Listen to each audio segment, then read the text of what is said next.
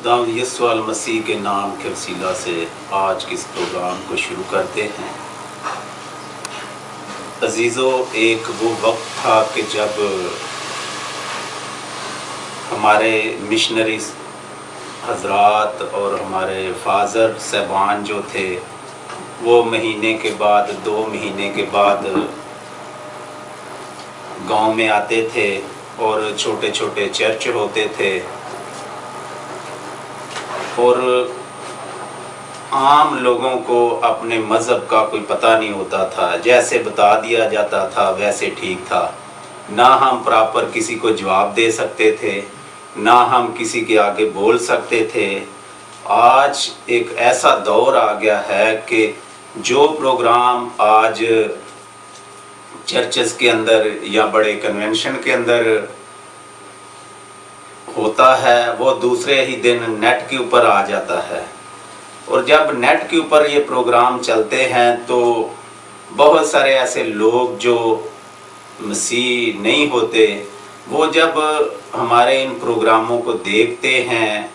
उनके ऊपर गौर व फिक्र करते हैं, तो फिर वो हमारे मुक़द्दस बाइबल को भी पढ़ते हैं और फिर उनके जहन में कुछ सवाल ऐसे पैदा होते हैं कि जो कुछ इन लोगों की बाइबल के अंदर लिखा है अगर हम वो पढ़ते हैं तो उसमें और इनके बोलने में, इनकी तकरीरों में बहुत फ़र्क है। तो फिर उनके जहन में जो सवाल उठते हैं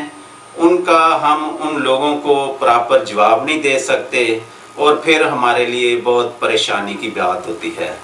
तो आज हम इसी सिलसिले में ये प्रोग्राम कर रहे हैं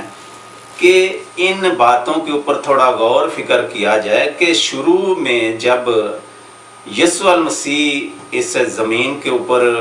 जब उन्होंने खिदमत का आगाज़ किया और अपने रसूल उन्होंने शागिर्दों को जिनको उन्होंने रसूल मुंतखब किया उनको उन्होंने कैसी तालीम दी, तो आज हम इस बात के ऊपर गौर करेंगे। सबसे पहले हम देखेंगे लूका रसूल की इंजील, उसका बाब है 22 और 31 और 32 आयत को।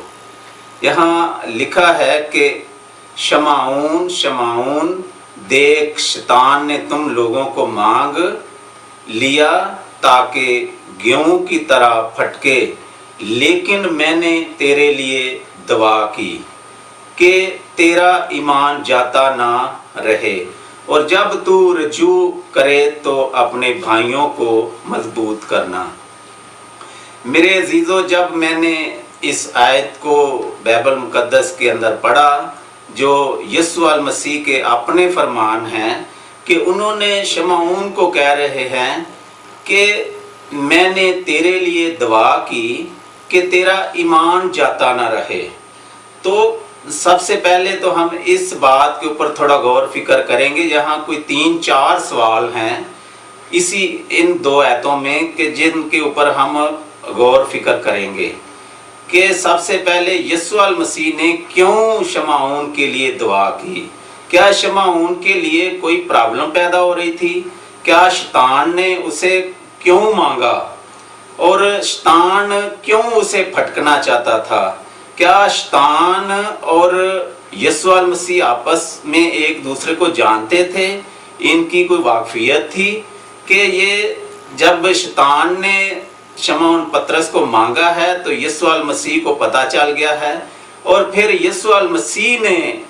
शमौन पतरस के लिए दुआ की है। तो हम इसके आगे बढ़ते हैं, इसका हम दूसरा हवाला देखते हैं कि शमौन पतरस के लिए क्या बात थी कि उसको शैतान ने मांग लिया। हम देखते हैं मत्ती रसूल की इंजील, उसका 16 बाब है और उसकी 13 आयत से हम पढ़ेंगे। जब यीशु कैसरिया फिलिपिया के इलाका में आया तो उसने अपने शागिर्दों से ये पूछा कि लोग इब्ने आदम को क्या कहते हैं? उन्होंने कहा, बास यूहन्ना बपतिस्मा देने वाला कहते हैं, बास एलिया, بعض یرمیہ یا نبیوں میں سے کوئی،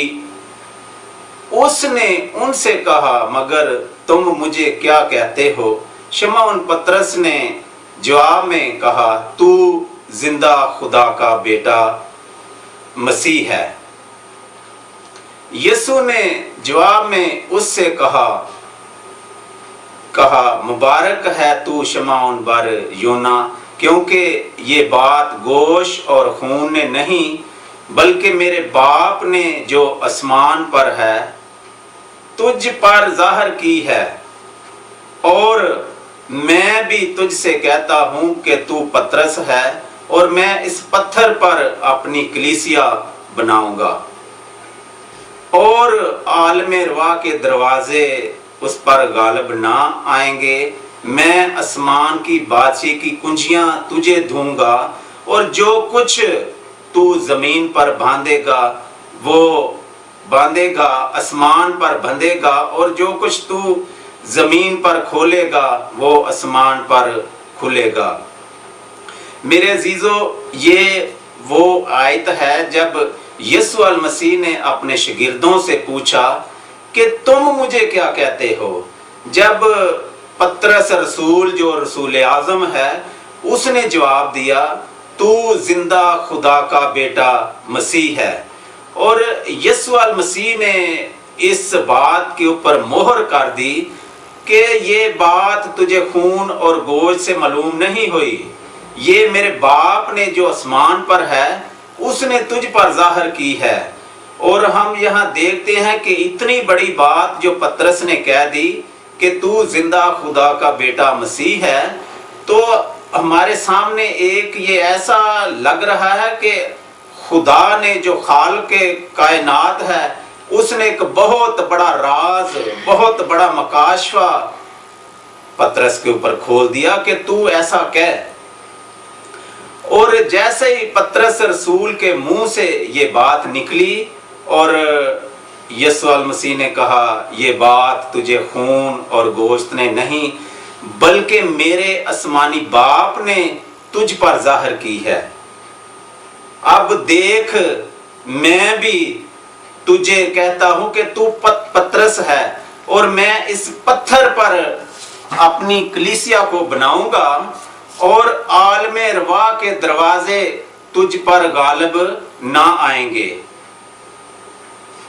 میرے عزیزو، جیسے ہی یسوع المسیح نے پطرس کے لیے اتنا بڑا اعلان کر دیا،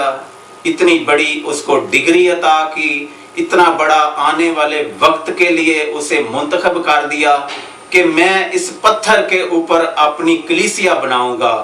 اور عالم روا کے دروازے تجھ پر غالب نہ آئیں گے، اور آسمان کی بادشاہی کی کنجیاں تجھے دے دوں گا، اور جو تو زمین پر باندھے گا وہ آسمان پر بندھ جائے گا، اور جو تو زمین پر کھولے گا آسمان پر کھل جائے گا۔ میرے عزیزو، جیسے ہی یسوع المسیح نے اس پطرس کے ان الفاظوں کے اوپر جو خدا باپ نے پطرس کے اوپر ظاہر کیے کہ تو ایسا کہہ، اور یسوع المسیح نے ان الفاظوں کے اوپر مہر لگا دی کہ میں اس پتھر پر اسے ایک چٹان کا خطاب دے دیا، اسے ایک پتھر کا خطاب دے دیا، اور اسے مضبوط اس جگہ کا خطاب دے دیا کہ میں اس کے اوپر اپنی کلیسیا بناؤں گا۔ جیسے ہی یہ الفاظ یسوع المسیح کے منہ سے پطرس کے لیے نکلے، اور ابلیس کے لیے یہ یقیناً ایک بڑی خطرناک بات تھی۔ ابلیس تو جانتا تھا کہ اب یسوع المسیح تو آسمان پر چلے جائیں گے، تو اب یہ میرے پیچھے کوئی ایسا ہے نہیں ہے، لیکن جیسے یسوع المسیح نے اس کے لیے اعلان کر